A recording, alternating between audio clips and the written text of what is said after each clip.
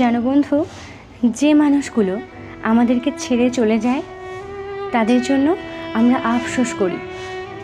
আর যে মানুষগুলো আমাদেরকে সত্যি ভালোবাসে, আমাদের কাছে থাকতে চায়, হয়তো আমরা তাদেরকে আমাদের অজান্তেই অনেকটা অবহেলা করে ফেলি।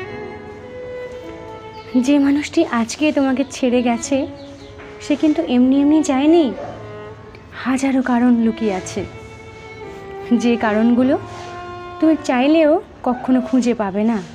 নিজের মনকে প্রশ্ন করলেও তার উত্তর তুমি কখনো পাবে না। হয়তো তার জীবনের খাতার যোগ বিয়োগ গুণ ভাগ সরল সব কিছুটার সমীকরণ মিলিয়েই গেছে। দেখো, সর্বক্ষেত্রে এটা কিন্তু নয় যে তুমি তাকে অবহেলা করেছো বলেই সে তোমাকে ছেড়ে গেছে।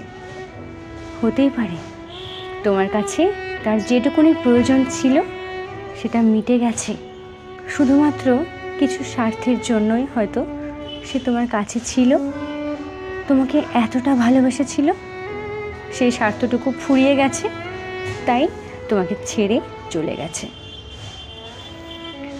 কারোর জন্য কখনো আফসোস করো না, পারলে তুমি নিজে আফসোসের কারণ হয়ে দেখাও। তুমি যে বর্তমান সময়ে বেঁচে আছো, ভালো আছো, সুস্থ সবল আছো, এর জন্য ভগবানকে অসংখ্য ধন্যবাদ দাও। কিছু মানুষ তো বাঁচতেও পারে না, মৃত্যুবরণ করে কারোর জন্য আফসোস করে, যেটা সবথেকে বড় অন্যায়, পাপ। বর্তমান সময়টাকে ভালোবাসো। দেখো, আমরা কিন্তু চাইলেই আমাদের জীবনের অতীতটাকে আমরা মুছে দিতে পারি না।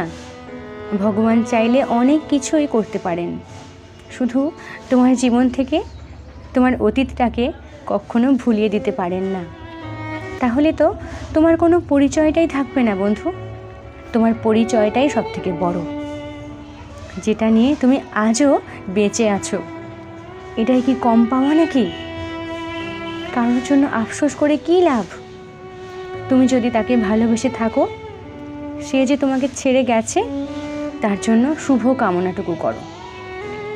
ভগবানের কাছে বলো, হে ঈশ্বর, আমি ওকে ভালোবেসেছিলাম, ও আমাকে ছেড়ে গেল, আমি চাই সর্বদা ও সুখী হোক। ও আমাকে ছেড়ে গিয়ে যদি অন্যের কাছে সুখী থাকতে পারে তাহলে থাকুক, আমার কোনো আপত্তি নেই।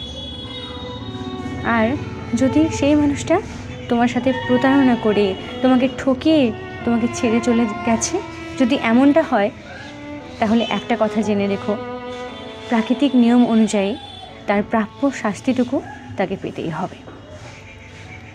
এর থেকে বাইরে গিয়ে কেউ বাঁচতে পারেনি আর পারবেও না। তোমার বর্তমান সময়টা তোমার কাছে সব থেকে মূল্যবান, অনেক দামি।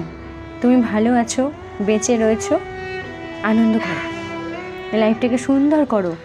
ভবিষ্যৎটা ডিপেন্ড করছে তোমার এই বর্তমান সময়টার উপর। এই বর্তমান সময়টা নষ্ট হয়ে গেলে অনেক কিছু দেখার আছে, অনেক কিছু আরও জানার আছে, তুমি সেগুলো দেখতেও পারবে না, জানতেও পারবে না। শুধুমাত্র কারোর জন্য আফসোস করে এই ভুলটুকু করো না। চলো, ভালো থাকবে।